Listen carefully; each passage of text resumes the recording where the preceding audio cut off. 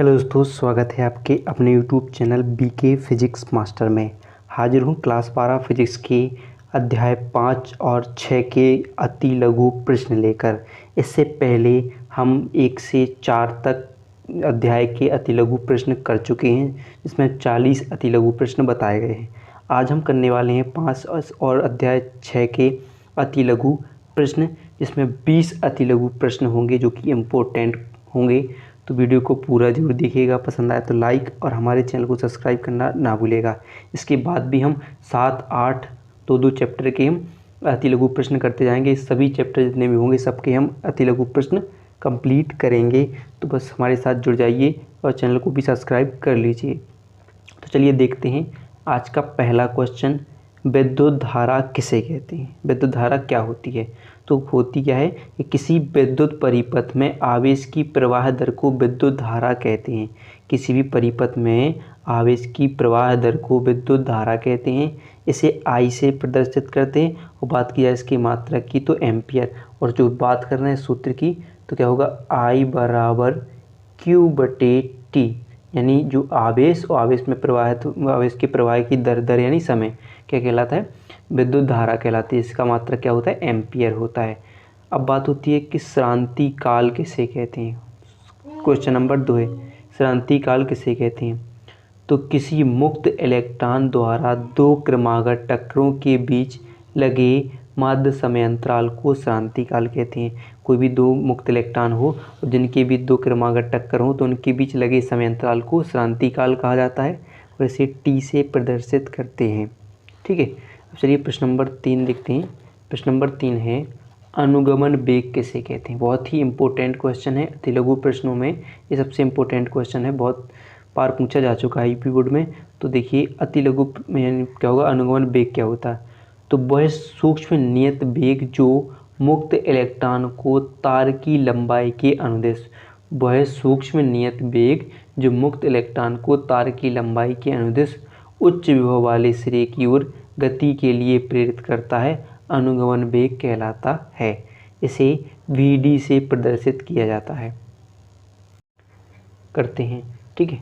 अब देखिए प्रश्न नंबर 4 देख लेते हैं। प्रश्न नंबर 4 है, मुक्त इलेक्ट्रॉन के अनुगमन वेग तथा विद्युत धारा में संबंध। ये भी बहुत इंपॉर्टेंट क्वेश्चन है, निर्धारण करने के लिए आ जाता है। और अगर आप यम पढ़ेंगे सिर्फ विकल्प में तो सूत्र क्या होगा उसके लिए, आई बराबर NeAVd, जहाँ आप आई तो जानते हो, जहाँ आपका आई हो जाएगा धारा यानी विद्युत धारा हो जाएगा, n इलेक्ट्रॉनों की संख्या हो जाएगी, इलेक्ट्रॉन की संख्या हो जाएगी। ठीक है, और ए क्या होता है? क्षेत्रफल होता है। ठीक है, क्षेत्रफल हो जाएगा। और Vd क्या हो जाएगा? आपका अनुगमन वेग हो जाएगा, अनुगमन वेग। Vd क्या होगा? आपका अनुगमन वेग हो जाएगा। ठीक है, तो अगला क्वेश्चन देख लेते हैं। प्रश्न नंबर 5, धारा घनत्व किसे कहते हैं? तो क्या होता है धारा घनत्व? किसी चालक में किसी बिंदु पर प्रति एकांक क्षेत्रफल के अभिलंबत, किसी चालक में किसी बिंदु पर प्रति एकांक क्षेत्रफल से अभिलंबत गुजरने वाली विद्युत धारा को उस बिंदु पर धारा घनत्व कहते हैं। इसे J से प्रदर्शित करते हैं। मात्रक की बात की जाए तो एम्पियर प्रति मीटर स्क्वायर इसका मात्रक होता है और विमा AL-2 होती है। यानी अगर कहीं आपसे पूछ लिया जाए कि धारा घनत्व का मात्रक की विमीय सूत्र लिखिए तो आप ये लिख दोगे। डेफिनेशन पूछे तो सिर्फ क्या कहना है कि किसी भी बिंदु पर प्रति एकांक क्षेत्रफल के अभिलंबत गुजरने वाली विद्युत धारा को धारा घनत्व कहते हैं। इसे J से प्रदर्शित करते हैं। ठीक है, इतना हो जाएगा। फिर ये भी बहुत इंपॉर्टेंट क्वेश्चन हुआ। प्रश्न नंबर 6, धारा घनत्व तथा अनुगमन वेग में संबंध। तो J बराबर NeVd, अभी हम पढ़ चुके हैं कि J होगा धारा घनत्व, N इलेक्ट्रॉन की संख्या, एक इलेक्ट्रॉन पर आवेश, और Vd क्या होगा? अनुगमन वेग हो जाएगा।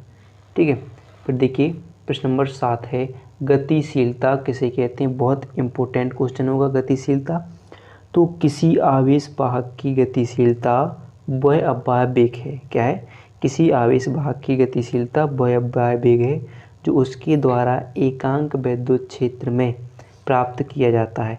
इसे म्यू से प्रदर्शित करते हैं। ठीक है, हो जाएगा आपका गतिशीलता। और फिर बात होती है विद्युत प्रतिरोध किसे कहते हैं? तो विद्युत विभवांतर तथा विद्युत धारा के अनुपात को उस चालक का प्रतिरोध कहते हैं। इसे R से प्रदर्शित किया जाता है। बात कर रहे हैं कैसे कि R बराबर विद्युत विभवांतर और धारा के अनुपात को क्या बोला जाता है, विद्युत प्रतिरोध कहा जाता है। इसे R से प्रदर्शित किया जाता है। और विद्युत प्रतिरोध का मात्रक और विमीय सूत्र देखते हैं। अगला क्वेश्चन होगा हमारा प्रश्न नंबर 9 है, विद्युत प्रतिरोध का मात्रक तथा विमीय सूत्र लिखिए। तो विद्युत प्रतिरोध का मात्रक ओम या हो सकता है वोल्ट प्रति एम्पियर और विमा होती है ml स्क्वायर T-3 A-2 क्या होती है, विद्युत प्रतिरोध की विमा होती है। फिर अगला क्वेश्चन देखिए, प्रश्न नंबर 10 है, विद्युत चालकता किसे कहते हैं। तो विद्युत प्रतिरोध के व्युत्क्रम को विद्युत चालकता कहा जाता है। विद्युत प्रतिरोध के व्युत्क्रम को विद्युत चालकता कहते हैं। इसका मात्रक क्या होता है, म्यू या ओम इनवर्स कह सकते हो। और विमा होती है M-1 L-2 T3 और A2 क्या होती है, इसकी विमा हो जाती है। तो विद्युत प्रतिरोध के व्युत्क्रम को विद्युत चालकता कहते हैं। अब हो गया ओम का नियम।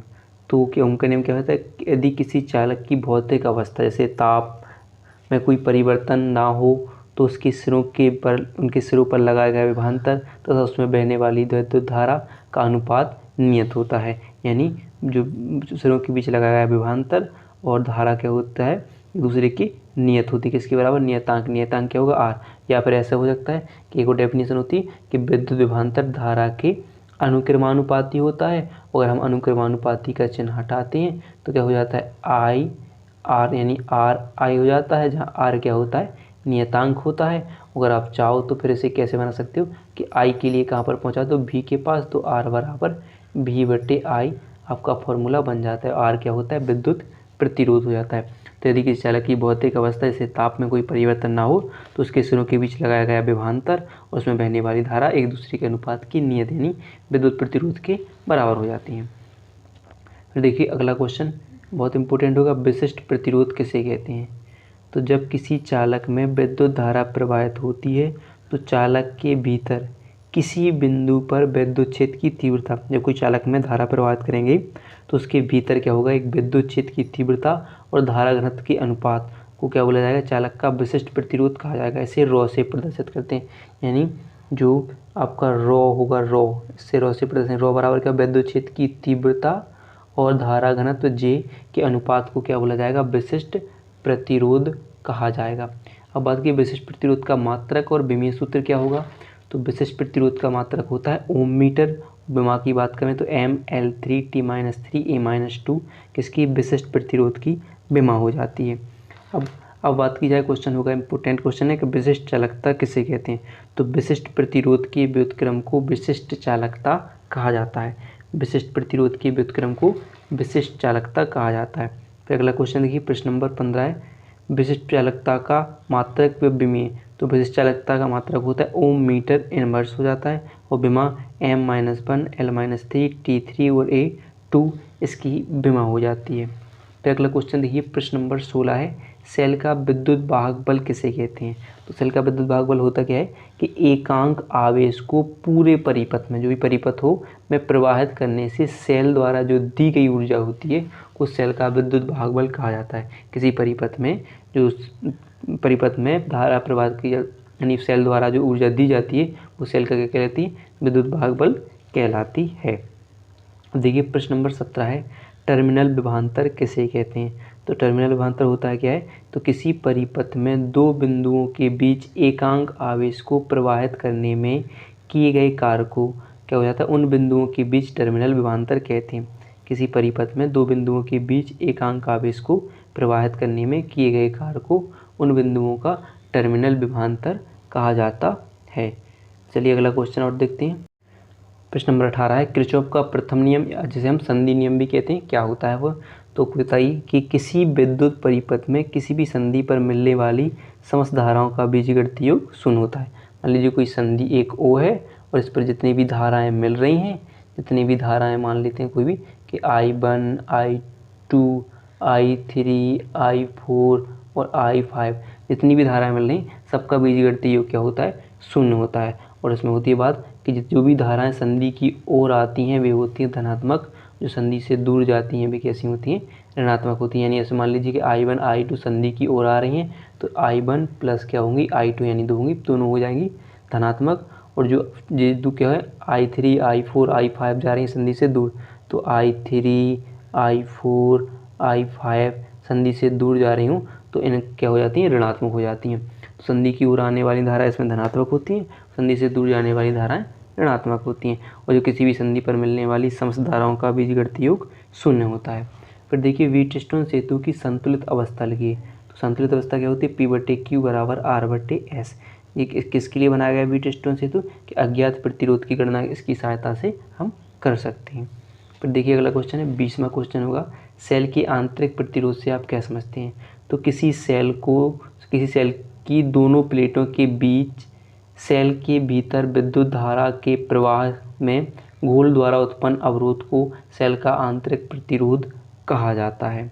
फिर देखिए अगला क्वेश्चन होगा, किरचॉफ का द्वितीय नियम किस राशि के संरक्षण पर आधारित है।